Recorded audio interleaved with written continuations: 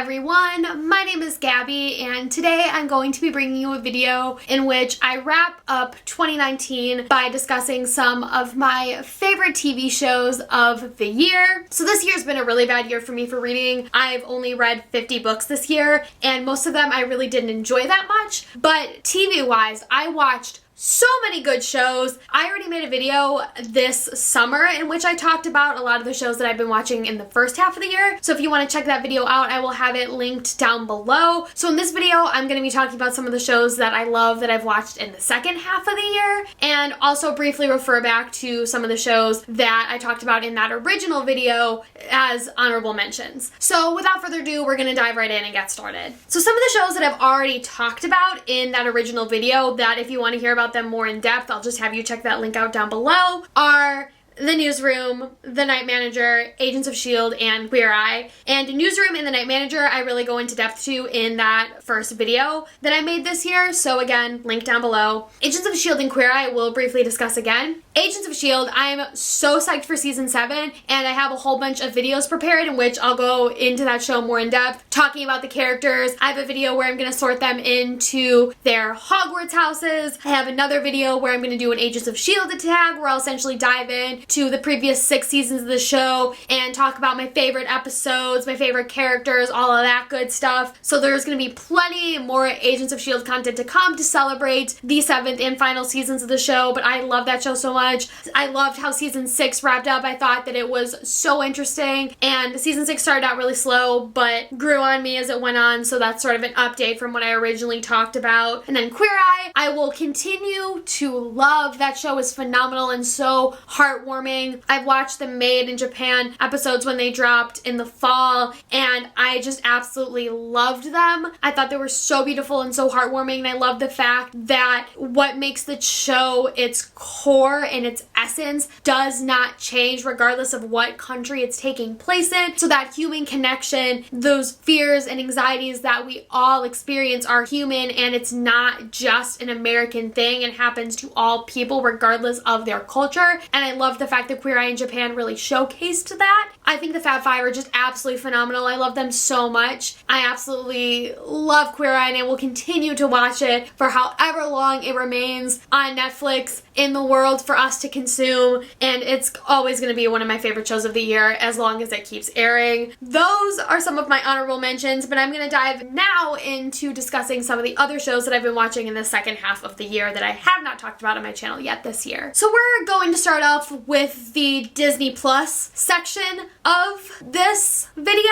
by talking about the 3 shows on Disney Plus that I've been watching that I've absolutely fallen in love with. The first one is the most anticipated show on Disney Plus, and that is The Mandalorian. So here's the thing. I'm not much of a Star Wars fan. As of filming this video, I have seen episodes 4, 5, 6, 7, and 8. I'm planning on watching episode 9 at some point in theaters, maybe, and then I have to watch all the prequels. I started to watch the first one and didn't get through it. I just wasn't having it at the time that I was watching it, so I'm gonna go back to it and then get through those. They're rough, but I feel like I need to watch them because Star Wars is an American staple. It's a pop culture staple, and I feel just uncultured if I haven't watched it, so I will get to them all at some point. But as of now, I can say that The Mandalorian is by far my favorite Star Wars thing in existence. And again, this is coming from somebody who's seen very little Star Wars and really isn't that enthused by Star Wars. But The Mandalorian is fantastic. And I think a large part of that is because Mando as a character is so interesting because he says so little, but it conveys so much. Also, him and Baby Yoda, you can't ask for anything better. The minute Disney Plus dropped, the thing that was breaking the internet was Baby Yoda. Because everyone was obsessed with Baby Yoda because Baby Yoda is so cute. Even though Baby Yoda is not called Baby Yoda because we don't know what it is, and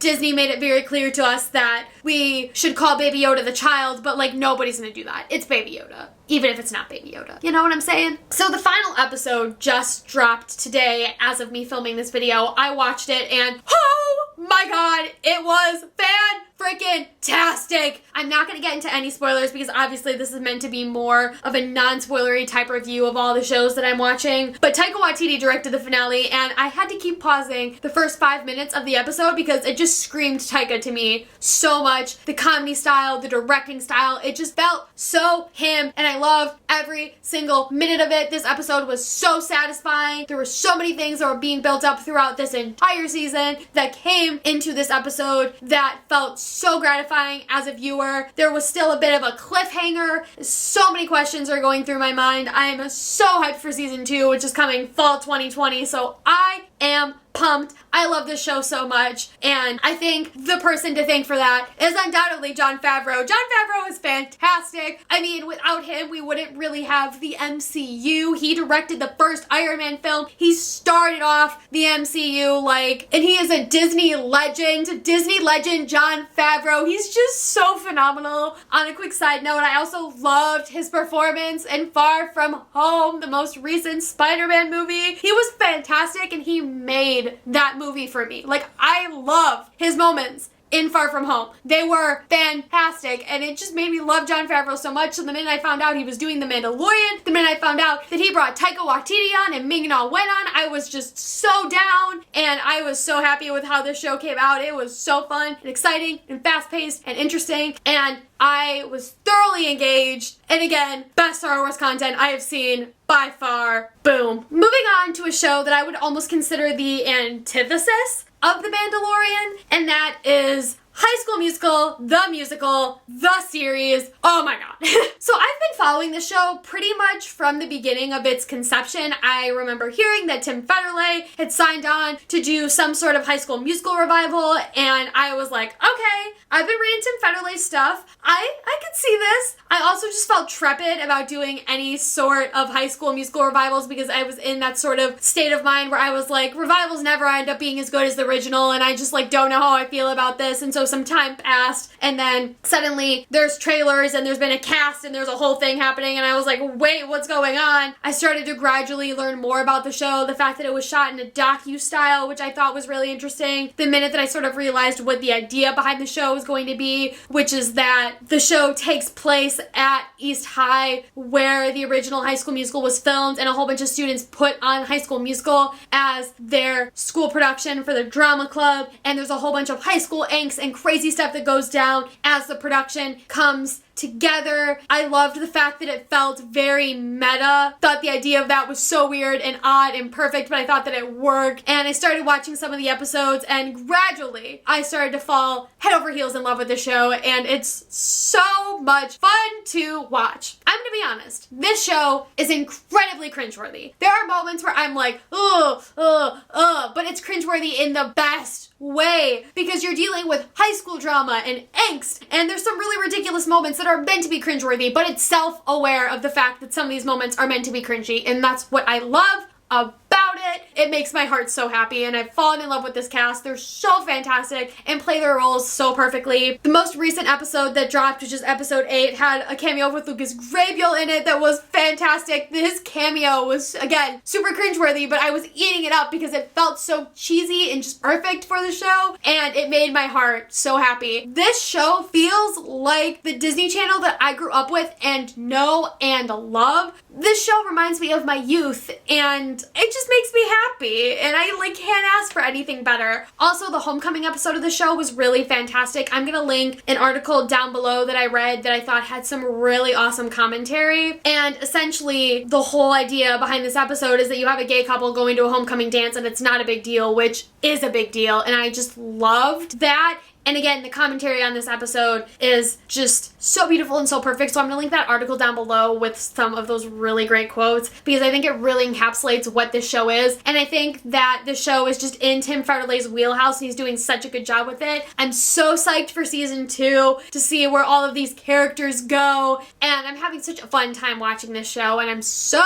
glad that it was brought to Disney Plus for our viewing pleasure, because I've had so much fun with it. And finally, the last Disney Plus show that I'm going to be discussing is The World According to Jeff Goldblum. This is the best thing that Disney Plus has given us. I can't explain to you how much I needed this until I watched the first episode. So I found out about this and immediately I was excited, because we should have given Jeff Goldblum his own show a long time ago, but I think Taika Waititi really is what allowed this to happen, because the minute that Jeff Goldblum was casted in Thor Ragnarok as the Grandmaster and allowed to do his thing and just be Jeff Goldblum, the minute the world woke up and was like, we should give him his own show. And so Disney Plus gave him his own show with National Geographic, and here we are. So if you're unfamiliar with the world according to Jeff Goldblum, essentially each episode follows a certain topic, whether it be ice cream or tattoos or denim or barbecue or video games. You get to see Jeff Goldblum's commentary on these things. Why are they so popular? Where does all the hype come from? And getting to learn about the history of these trends from his very unique perspective. And it's so wonderful and so wholesome because you're learning things, but from the perspective of somebody who's just so interesting and compelling and so entertaining to watch. I just love it. Like, it's just the best thing ever. I can't explain it to you, but it's just so great. I just love Jeff Goldblum to pieces. He just is so special. And this show, again, like, makes me feel so happy because it's so interesting and fun and whimsical, and I just can't get enough of it. It's great. And I really don't know what else to say about it other than watch it because it's just fantastic. So moving on from Disney Plus, let's now move on to the other streaming service, which is Amazon Prime. I watched, I think, 4 shows on Amazon Prime this year. Newsroom and Night Manager were 2 of those. And there was another show that I watched on Amazon Prime that originally aired on NBC, and that is Chuck. I watched this show because of Zachary Levi. Zachary Levi has become one of my new favorite people this year. I just love this man to pieces and find him so uplifting and inspiring. I love his conversations about mental health and spirituality. I think he's just such a good person and has such insightful commentary on the world. Naturally, when I found out this show was on Amazon Prime, I knew that I needed to watch it, and it's fantastic. If you don't know what Chuck is about, it stars Zach's character, Chuck Bartowski. He gets an NSA and CIA intersect uploaded into his brain, so essentially it has all of these very secret government files within it, and anytime he stares at somebody that is within those files, he has a flash and essentially just has this whole burst of information that comes into his brain. And so he ends up being taken under the protection of the NSA and the CIA under his 2 handlers, Sarah Walker and Casey. A whole bunch of shenanigans ensue. This show is so fun. The cast is phenomenal and the character development is fantastic. It's so fun to see these characters grow from season 1 to the final season and to see the wild ride that they go on and all the twists and turns. There were so many cliffhangers in this show that left me engaged, and I was just screaming into pillows watching this show because I was having so much fun with it because it was just so crazy and exciting and thrilling and comedic and fun and emotional, and I was just in love with it from the very beginning. And Joshua Gomez as Morgan Grimes, chef's kiss. He's so funny. I love Morgan's character development throughout the series. I love Casey's character development throughout the series. He goes from being a very uptight asshole to a more sympathetic asshole, which I love. I love Sarah Walker's character development. I love Captain Awesome, played by Ryan McPartlin. Like, oh, such a good cast. So many funny moments, so many wonderful jokes and shticks throughout this show that remain consistent from season to season, and it truly is a wild ride. So many great guest appearances too. The amount of really amazing guest stars that they got on this show is insane and made the show so fun to watch episode from episode to see who was going to pop up next, and truly it was a wild ride, and I'm so glad that I watched this show on Amazon Prime. The other show that I watched on Amazon Prime is an original, and that is The Marvelous Mrs Maisel. So I have not watched the 3rd season yet, and a large part of that is because there's another show that I've been watching that has kept me distracted. I watched the first 2 seasons mainly because I knew Zachary Levi was going to be in the 2nd season, so I was like, great, gotta watch it, and I really enjoyed this show. I love Rachel Brosnahan. I think she's fantastic as Midge. Even more so, I love Alex Borstein as Susie Meyerson. She's sassy and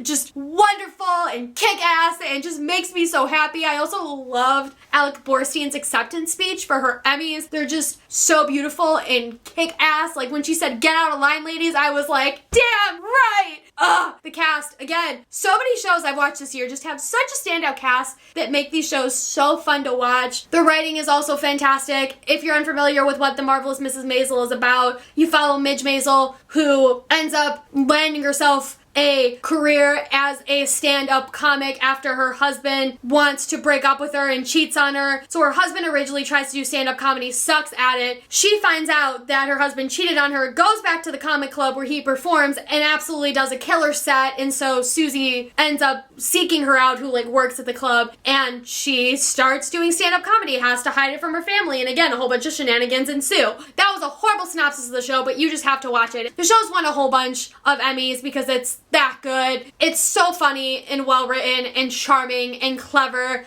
Such a good cast. So many wonderful people that are getting involved in this show. Carrie Elwes is in the 3rd season, I believe. Sterling K. Brown is in the 3rd season as well. So I need to start watching the 3rd season, but I loved the first 2 seasons. They were fantastic. Finally, we have one last show to discuss, which is by far my favorite show of 2019, or at least my favorite at the moment, and that is Impractical Jokers on True TV. This show I have become obsessed with, and it is literally all I am watching. I can't stop watching it. It's so funny. So if you're unfamiliar with Impractical Jokers, essentially it's a hidden camera prank TV show. You have 4 friends that have known each other for 25 plus years, that grew up in Staten Island, that essentially go around New York City doing all sorts of weird pranks and shenanigans, and they have to do what the other person tells them to do, and they have all of these really interesting and awkward encounters with people, and there's a punishment at the end for the person that doesn't follow through and do what they're supposed to do, and all sorts of hijinks and shenanigans. I feel like I love watching shows with hijinks and shenanigans. It's become a brand for me now. I would have never watched Impractical Jokers before. This show would have never been up my alley because normally I don't like dirty, raunchy comedy, and a lot of the jokes that are made on this show are that. But I think the hidden camera aspect of this show and the human interactions that go on in the show and the sort of the psychology aspect to it made it super interesting to me, that I just found it hilarious. My college roommate introduced me to this show. She had talked about it a few times, but I'd never watched it, and then I came home after going home for a day to get some stuff for my television production class, and then came back on a Saturday, and I heated myself up a can of soup, sat down. She was watching Impractical Jokers. I asked if I could watch it with her. She said yes. I started watching the show. I was laughing, crying because of how hysterical it was. I just fell in love with the show. I started seeking out episodes to watch on my own. I came home from winter break, was immediately DVRing episodes, and I can have like 15 plus episodes at a time on the DVR because I'm trying to watch as many episodes as I can, but it's hard to find some of them. It sucks. I'm watching YouTube clips. I'm just trying to find as much content as possible because I've become obsessed with this show. The guys also have another show called The Misery Index, and I've been watching a few episodes of that. I've gotten the card game version of it. I've listened to a few episodes of the What Say You podcast, which Q and Sal have put together. Like, I'm just digging for content at this point, and I know this is going to be a show that I'm going to continue to watch and love in 2020. The Impractical Jokers have a movie coming out in February 2020 that I'm definitely going to see with a few friends. They have a tour that they're doing in 2020. They have new episodes dropping in 2020. So I'm just psyched to keep watching this show. It's so funny and hilarious. You need to watch it. It is my everything at the moment, and it's just filled me with so much joy and happiness and feels like the perfect show for me to discover in college, my perfect new thing to discover and fall in love with. I've become obsessed with this show, and it just makes me so happy. I feel like that's the common theme here. I'm just a very, very happy person since I've come home from college. I'm watching new shows. I'm doing things that are exciting. It's just been a great old time. That's about it for this video. Thank you all so, so much for watching. My name is Gabby. If you want to check me out on social media, all my links are down below in the description. I hope you're having a wonderful day, and I will see you next time in a new one. Goodbye!